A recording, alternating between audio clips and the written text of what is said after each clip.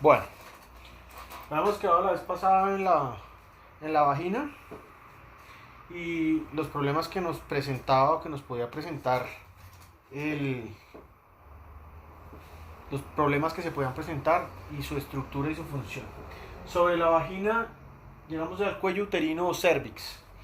Eh, en las ovejas, las cabras y las vacas, los anillos los anillos del cervix o del cuello se proyectan hacia afuera.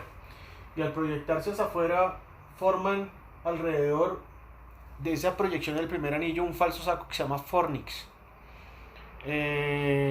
Así como en el divertículo suburetral, el fornix, cuando yo voy a hacer inseminación artificial en hembras, por ejemplo en bovinas, que normalmente yo trabajo transrectalmente, meto la mano por el recto y trabajo para pasarle la pistola por el cuello y por el hocico de tenca.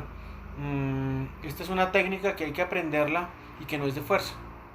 Resulta que normalmente cuando yo voy a entrar un catéter para hacer un lavado uterino, porque hay una vaca que tiene una retención de placenta o tuvo un parto distóxico por X o Y motivo, retiene la placenta, pues debo hacer unos lavados y debo limpiar el útero. Y cuando voy a inseminar, pues lo mismo. Normalmente se recomienda que la pistola o el catéter entre en un ángulo de 45 grados hacia el techo de la vagina para evitar, una, que yo me quede aquí en el divertículo suburetral y no pueda avanzar a ningún lado, o dos, que me meta por el meato urinario externo y llegue a la vagina. Si llego al divertículo suburetral o al fornix y empiezo a hacer fuerza, puedo perforar la vagina. Las vacas son resistentes a la peritonitis. Cuando yo tengo tres, tres capas. Está el peritoneo, que es el que recubre toda la parte abdominal, luego sigue la parte muscular, luego viene la piel. Pero el peritoneo está en la parte interna. En las vacas, digamos que las vacas son resistentes, no infalibles. Una vaca puede morir de peritonitis. Pero en humanos, yo creo que ustedes han oído hablar, la peritonitis es gravísima. Si a usted lo atracan en la calle y lo chuzan, pues usted no lo mata el chuzón, sino la infección, porque el tipo estuvo limpiando los zapatos, o estuvo cortando quién sabe qué caras con la navaja, y después de que se inflama el peritoneo, salvar a un humano es bastante grave. La peritonitis es bien grave, igual que en equinos. Las peritonitis en los equinos también son muy graves. Entonces, por ejemplo, cuando yo voy a hacer la inseminación en una yegua, no debe haber ni una sola gota de sangre, porque una sola gota de sangre que produce una peritonitis en la yegua y la posible mortalidad de un tratamiento con antibióticos para lograr salvarlo. Entonces, por eso las inseminaciones artificiales en equinos a veces son tan costosas, porque el riesgo es muchísimo mayor y el riesgo de que una hembra sangre pues es muy alto. Igual si yo llego aquí al hocico de tenca, pues puedo perforar. Entonces lo que quiero decirles es que no es de fuerza, no es de fuerza el avanzar el catéter, sino es una técnica en la que yo guío la pistola o el catéter a que entre ahí. Eh, a veces los fornix, yo he encontrado fornix en algunos úteros de las vacas que hemos trabajado que miden hasta 10 centímetros. Entonces dice un dicho que para atrás ni para coger impulso. Pues si usted va a inseminar o va a hacer un lavado uterino, donde está, sí debe devolverse para poder entrar por el hocico de tenca. Entonces ahí sí no aplica tanto el dicho de que para atrás ni para coger impulso. Bueno, llegamos al cuello. El cuello es similar al pescuezo de una gallina o de pronto de un ave, mayor, más grande o menos grande, pero digamos que esta es más o menos la estructura tubular alargada. Presenta una serie de anillos. La literatura dice que 4 a 5. Yo he visto vacas hasta con 7 y he visto vacas que solo se le ven 2. Entonces pues eso es, digamos que relativo. Pero tiene una serie de proyecciones o anillos hacia el interior, siempre girados hacia afuera. El moco, el cervix sí produce secreciones, produce una secreción que se llama moco cervical. Eh, el moco en bovinos es bastante profuso. Entonces, por ejemplo, el día en que la vaca está en celo, yo puedo ver bastante o suficiente moco descolgando por la vulva. Y ese moco está producido por el cervix y obviamente va con algunas partes de contenido uterino, de flujo uterino. Normalmente ese moco debe ser cristalino transparente, transparente, similar a la clara de huevo. Lo que pasa es que la clara de huevo es como amarillita, no haga de cuenta que es igual a la clara de huevo, pero transparente, no hay ninguna, y esa debe ser su conformación siempre. Eso me dice que una vaca está limpia y que está apta para tener un salto, para ponerle un toro o para hacerle una inseminación artificial. Si ese moco llega a estar pintado o tiene presencia de pigmento blanco, quiere decir que hay problemas en el útero o en el endometrio y que hay un catarro genital suave, severo, grave, y que primero hay que limpiar el útero y hay que limpiar esas estructuras para que un animal pueda quedar preñado.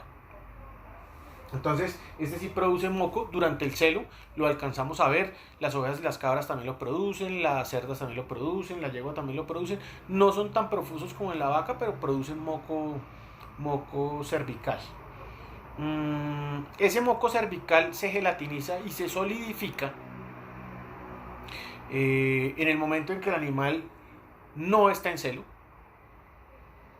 o en el momento en que el animal está preñado. Y eso se llama o se conoce con el nombre de tapón cervical. Es una especie de gel que lo que hace es bloquear. Es un tapón, precisamente sirve para eso, para evitar que entren bacterias del exterior hacia el útero o que salga cualquier cosa que haya en el útero hacia afuera. Bien sea, si hay un animal que está preñado, pues ya no se va a salir. Esa es la forma de mantener la preñez, porque si no las membranas dilatarían el cuello y se produciría un aborto. Es rico en tejido fibroso.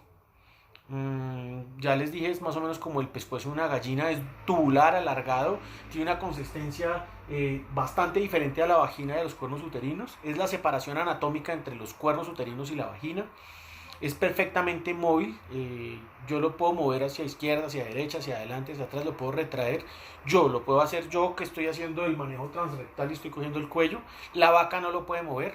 Entonces si yo lo voy a buscar y lo encuentro en un sitio y se me suelta, pues ahí lo voy a volver a encontrar, no se va a mover más. La única forma de que tenga una movilidad es cuando la vaca esté de pronto preñada y el peso del ternero y los líquidos de las membranas fetales pues hagan jalarlo y lo hagan estirar, pero es por el peso.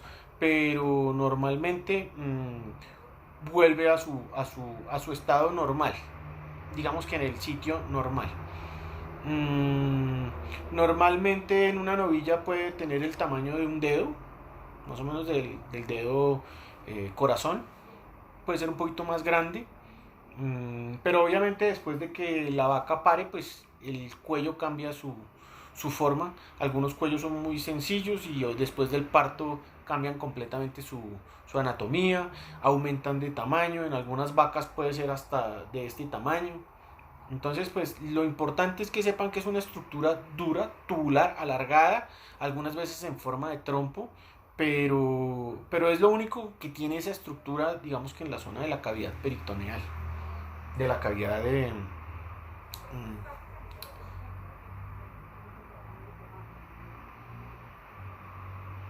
la cavidad peritoneal.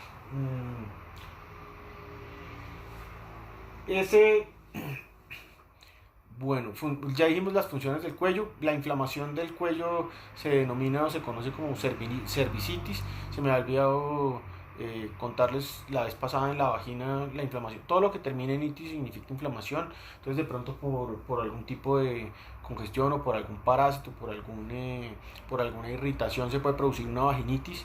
Normalmente las cervicitis están acompañadas con problemas de endometritis o problemas en el útero. Entonces, pues eso genera que haya cervicitis, inflamación del cervix. Se puede observar y es una de las formas de ver si hay o no problemas en el útero con un espéculo, que es un aparato en forma cónica y tiene una linterna para uno poder ver el hocico de Tenca y cómo está la proyección del primer anillo, si está o no está inflamado.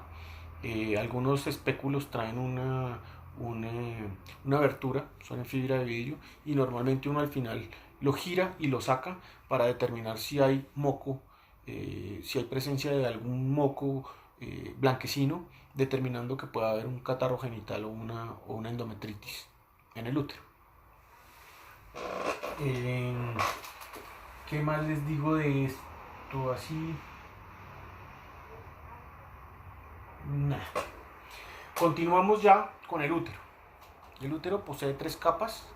De afuera hacia adentro, la capa serosa que está unida con el peritoneo. El miometrio, que es la parte muscular del útero, rica en fibras musculares lisas. También presenta contracciones peristálticas, esa musculatura lisa. Si ustedes alcanzan a ver aquí, no sé si les voy a mover un poco, si ustedes alcanzan a ver acá, hay contracciones hacia afuera y hacia adentro. Las contracciones hacia adentro se producen cuando el animal está en celo. Si la vaca está en celo, las contracciones van hacia adentro y ayudan al avance de los espermatozoides. Estas contracciones peristálticas son producidas por una hormona que se llama la oxitocina, que produce las contracciones peristálticas de la musculatura lisa.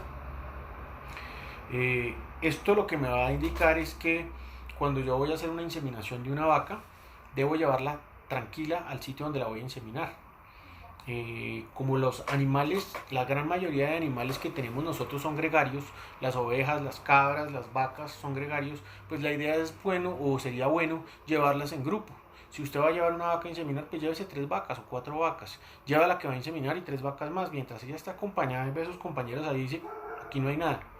Pero si usted la individualiza, el animal se altera, se puede alterar y va a liberar una hormona que se llama la adrenalina. La adrenalina bloquea la acción de la oxitocina. Y después de que se libera la adrenalina por susto, no se retira del cuerpo sino hasta dentro de 2 horas. Quiere decir que si yo insemino una vaca alterada, pues a los espermatozoides que tienen flagelo, ellos pueden avanzar solitos. Y van a avanzar al cuerno izquierdo, al cuerno derecho, a su encuentro con el óvulo. Pero pues es más fácil, no solamente yo avanzar con la cola, sino que adicional a eso que voy avanzando con la cola, me van ayudando y me van impulsando. Eso hacen las contracciones peristálticas para ayudar a que los espermatozoides avancen a su encuentro con el óvulo. Entonces por eso es importante llevar a los animales, si son gregarios, en grupos, varios grupos, no importa, eso no pasa nada. Si usted lleva 2 o 3 vacas, no les va a pasar nada, pero sí le va a dar tranquilidad al otro animal y eso va a generar que su inseminación artificial sea un poquito más eficiente.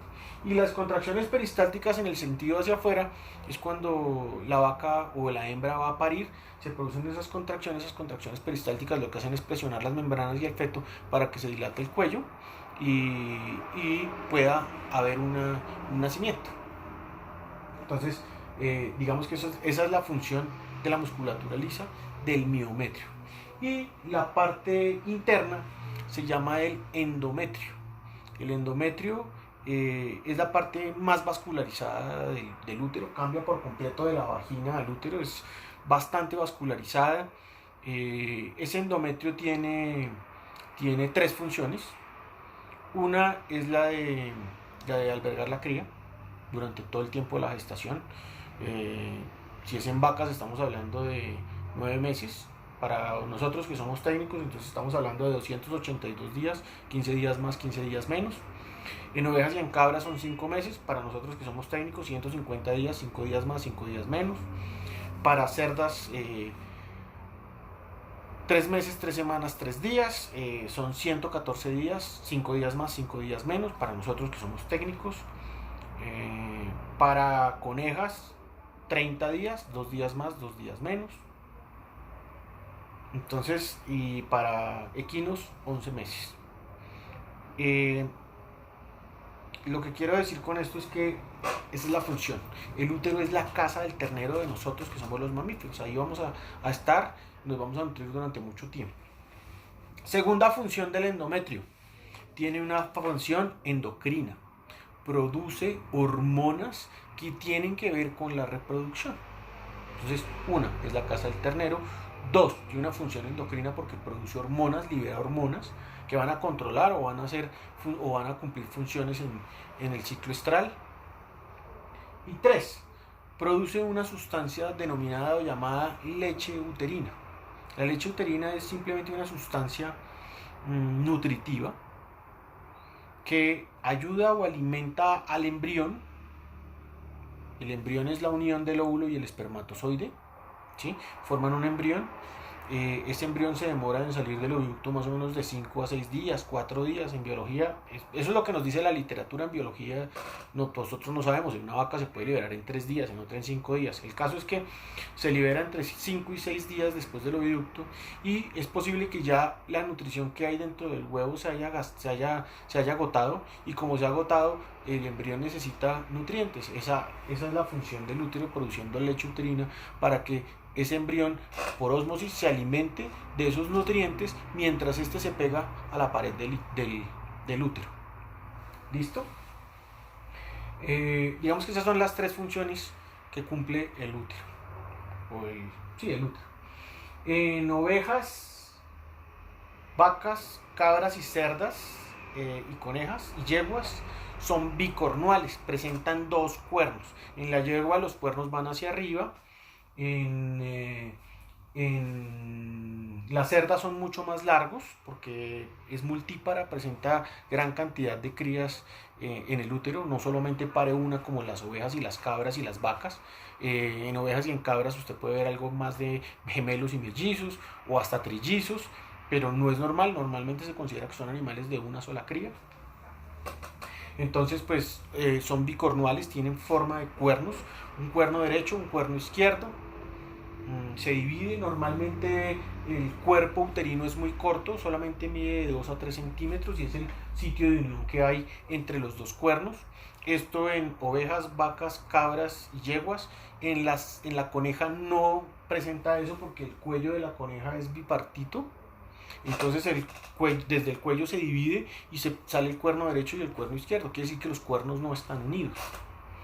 En la cerda, por ejemplo, los cuernos están unidos, pero funcionan casi que por separado.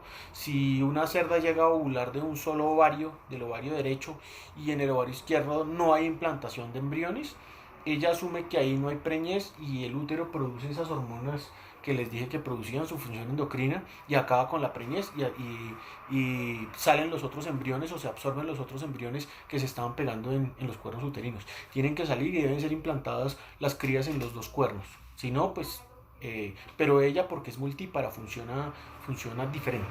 Pero aquí en la vaca pues ella sí manda sus órdenes o sus acciones diciendo que el animal sí está preñado y produciendo las hormonas que necesita producir. En ovinos, caprinos y vacas se presentan unas estructuras llamadas carúnculas.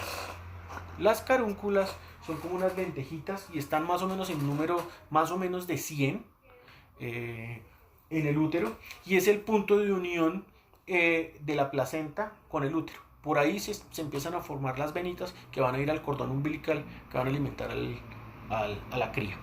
Bueno, esa es la otra función, alimentar a la cría durante toda la gestación.